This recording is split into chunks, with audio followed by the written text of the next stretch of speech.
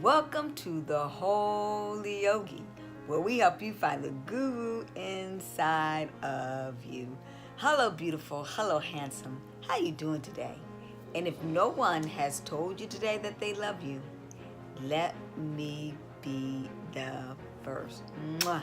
I love you, cyber hugs. Out to each and every single one of you. And I'm so happy to be with you today. And I'm going to begin our message because love, what? Is the greatest medicine of them all. And love makes the world go round and round and round.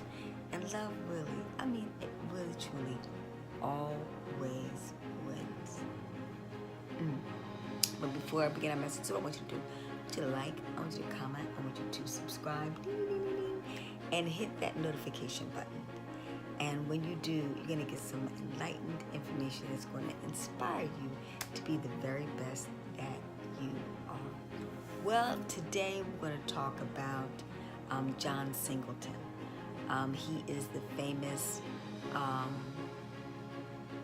filmmaker of Boys in the Hood and Baby Boy and quite a few urban films that really opened up the minds to people what life was like for African Americans growing up in the hood and a lot of our experiences that we were having. And just recently he passed from a stroke. And a lot of people are doing astrology and they're remembering him and they're shocked and surprised, and people say, he was just at my house yesterday. But I had saw John Singleton maybe about 3 or 4 months ago, and I knew he was tapping on, God's doorsteps, because he just looked very sick and unhealthy. When you're a naturopathic doctor, you can see certain signs in your eyes and in your face, and he was swollen, and he had this really protruding belly that was indicative of heart disease, as well as high cholesterol buildup and high blood pressure and the like. Like I said, I'm able to study the face. I'm able to study the disposition of the body. And when I saw him, major alarms went off, and I don't need to see a psychic reading or to do those things, because let me explain something to you how magical, God is. God will show you signs via the body. It will let you know when things are out of balance if you're paying close attention. And be honest with ourselves. A lot of us do play. Just simply put, if you are overweight, your body's out of balance, and you need to immediately take action to get help. I am very clear that nothing happens by accident. Your body is always sending you signs. As a matter of fact, the last sign that John got was that he felt pain in his leg on the left side. And in the airway, he felt that pain as significant of, a blockage, a flow of energy and connected to your heart, as well as your vessels. You're not getting that circulation. And he did go to the hospital, but unfortunately, was too late. But the reason why I bring that up is because I want all of us, I had a discussion with my mother earlier today, is that if we're really honest with ourselves, and I'll be the first to raise my hand, it really humbles us that we always get signs. We get signs, basic little things that tell us, don't eat that cake.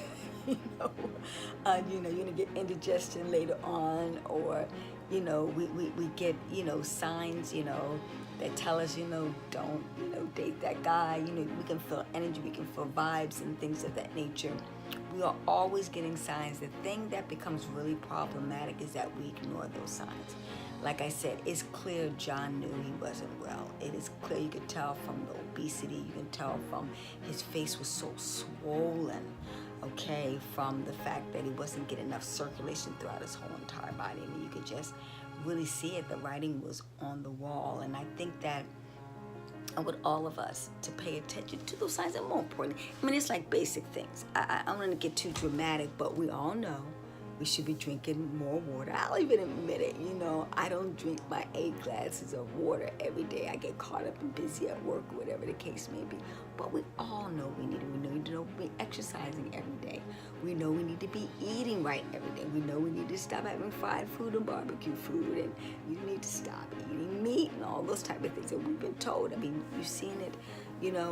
Food is an addiction, ladies and gentlemen. People don't realize that. I mean, a lot of people say, well, it's so easy, what the case may be. Well, it's not. And that's why I bring all this up to say to you, it is so paramount that you get back into your spirit. Because when you get back into your spirit, you learn the tools and the skills of aligning yourself with being disciplined, order, balance, reciprocity, harmony. Knowing to, like just today, I give you a prime example. I was eating such an awesome raw vegan meal. I mean, it was a raw, vegan pizza with a kale salad on the side and with kimchi on the other side. And it was scrumptious. And my mind was telling me, Elon, make another order, a dish of that. But my body was so satisfied. It was so at peace. And Spirit was telling me I had enough. I wasn't full. I was satisfied. And to be honest with you, when you're eating, once again, this is the naturopathic doctor me coming out, you're supposed to eat only when you're satisfied. You never eat when you're full up to your gills, and it takes a long time for the body to digest. Remember, digestion task of the body is one of the major. I really got it when I did my, 28-day, dry, hard fast and water fast.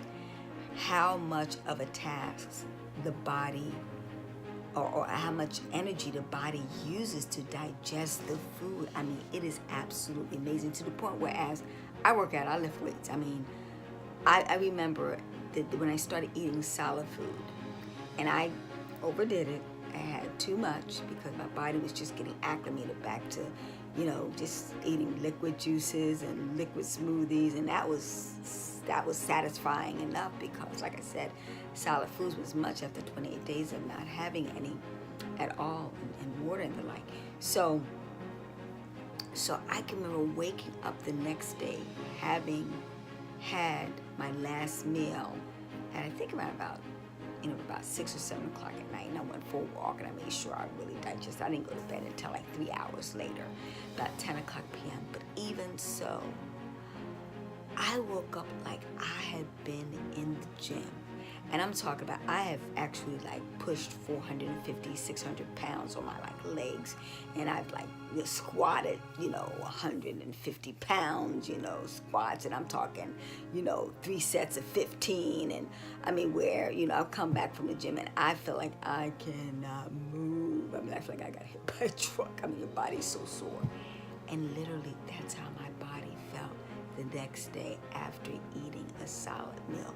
It was just really, signaling to me the heavy, major energetic task it takes to digest food. And imagine a lot of us eat 3 meals a day, plus let's not forget about them snacks we're having in between, about 4, and some people eat 6 meals a day for this weight training. It is major overtasking the body. I mean, that feeling I had over my body, like I said, I felt as though I had been through a major heavyweight lifting workout. My whole body was sore, legs, arms, everything. So it really signified what digestion does. And I said all that to say to you that we know we need to do better. We know the signs. We could avoid death. We could avoid, major illnesses if we pay attention, listen to our body, more importantly, honor our body.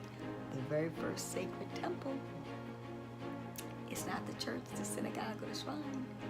It's the body. That's your first house in order of your connection with God.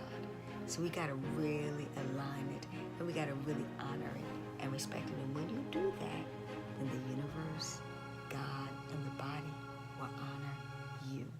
So with that said, I hope we can learn the blessing and lesson. And I'm sending light and love to John Singleton and his spirit. I know he's at peace. He's done a wonderful job here on earth, uplifting and invigorating the spirit of African American community and of the world, and letting us know about our way of life and living. And we want to send his spirit off in love, light, peace, happiness, and joy. And to his family and to his friends, we send our deepest condolences. And we pray that all individuals learn to listen to your spirit